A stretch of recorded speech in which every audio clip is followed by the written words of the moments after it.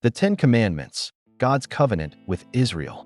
There are moments in history when heaven touches earth so clearly that no one who witnesses it can ever remain the same. One of those moments happened in a lonely desert at the foot of a burning mountain called Sinai. There, God did not only perform miracles, He spoke, not to one prophet alone, not to a king in secret, but to an entire nation He had rescued from slavery. The people of Israel had seen the Red Sea open, manna fall from heaven, and water flow from a rock. Yet they still did not fully know the heart of the God who saved them. So God revealed His heart through words, 10 sacred commands written by His own finger on stone. These were not merely rules to control behavior. They were a covenant, a relationship, a way for people to live close to a holy God and close to one another in peace. The Ten Commandments are still alive today. They teach love, reverence, honesty, faithfulness, and worship. They show us what kind of life pleases God and protects the human soul. Let us now journey to Mount Sinai and listen carefully to the voice that shook the mountain and still speaks to every heart willing to hear. 3 months after leaving Egypt, the children of Israel arrived in the wilderness of Sinai. Exodus 19 verse 4. God did not rescue Israel just to make them free people. He rescued them so they could become His people. Freedom was only the beginning. Relationship was the goal. The Lord spoke to Moses on the mountain and gave him a message for the people. Now therefore, if you will indeed obey my voice and keep my covenant, then you shall be a special treasure to me above all people, for all the earth is mine. Exodus 19 verse 5. Israel was invited into the covenant. God was not like the idols of Egypt who demanded sacrifices but gave no love. He offered belonging. The people trembled yet answered together, "All that the Lord has spoken we will do." They did not yet understand how serious their promise was, but heaven heard their words. God commanded them to wash their clothes and prepare themselves for 3 days. No one was to touch the mountain, for it was holy ground. The people waited with both excitement and fear. A holy God was about to speak to sinful humanity. The Lord wanted them to understand that His presence is not casual. Reverence protects the soul from treating sacred things lightly. On the 3rd day, the morning sky darkened. Thunder rolled across the wilderness, lightning flashed, and a thick cloud covered the mountain. A trumpet sounded louder and louder. Now Mount Sinai was completely in smoke, because the Lord descended upon it in fire, and the whole mountain quaked greatly. Exodus 19 verse 18. The people trembled and stood far away. The God who defeated Egypt was now revealing His holiness. Salvation had shown His power. Sinai would reveal His character. Then God spoke, not in secret but for all to hear. "I am the Lord your God, who brought you out of the land of Egypt. You shall have no other gods before me." Exodus 20 verses 2 to 3. The first commandment established the foundation, loyalty.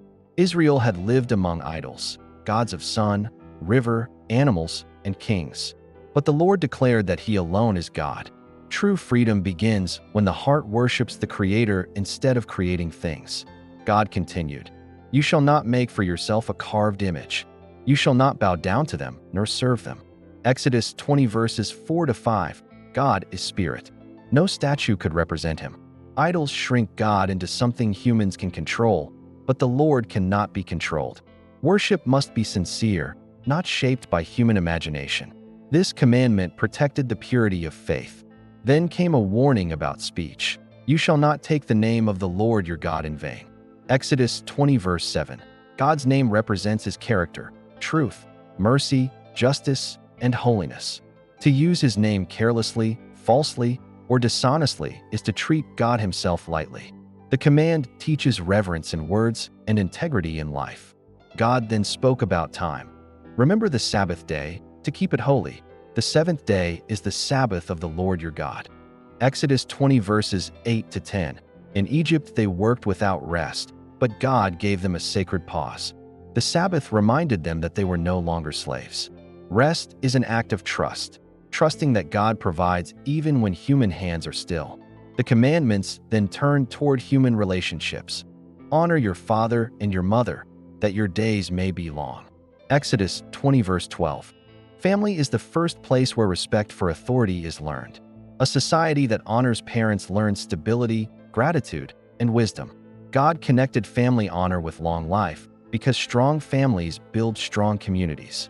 God spoke simply and powerfully. You shall not murder. Exodus 20 verse 13. Human life carries God's image. To destroy a life unjustly is to attack the Creator's work. This commandment protects the sacred value of every person, from the weakest to the strongest. Then he said, You shall not commit adultery. Exodus 20 verse 14. Marriage reflects covenant faithfulness. Just as God remains faithful to his people, husband and wife must remain faithful to each other. This command protects trust, children, and the peace of the home. God continued, You shall not steal. Exodus 20 verse 15. Stealing destroys trust and creates fear. God desired a community where people could live safely. Respect for another person's property is respect for their labor and dignity. Then he commanded, You shall not bear false witness against your neighbor. Exodus 20 verse 16. Truth is the foundation of justice. Lies can destroy reputations and break societies. God's people were called to be people of truth because God himself is truth. Finally, God spoke to the heart. You shall not covet anything that is your neighbor's. Exodus 20 verse 17.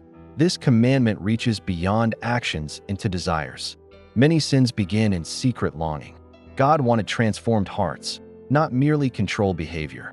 The people trembled and stood far off, but Moses drew near to God. Later the Lord wrote the commandments on tablets of stone with his own finger.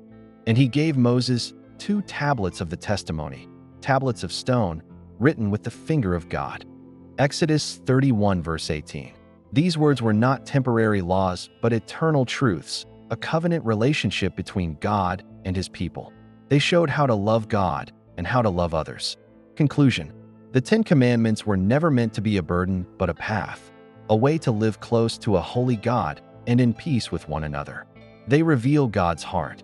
He desires loyalty instead of idols, reverence instead of carelessness, rest instead of endless labor, faithfulness instead of betrayal, honesty instead of deception, and contentment instead of envy. Many centuries later, Jesus summarized them perfectly. You shall love the Lord your God with all your heart, and your neighbor as yourself. Matthew 22 verses 37 to 39. The commandments still speak today. They call us away from chaos into order, from selfishness into love, from darkness into light. So whenever you read them, do not only see stone tablets on a mountain. See a loving God forming a relationship with humanity, a covenant still inviting every heart to walk with him.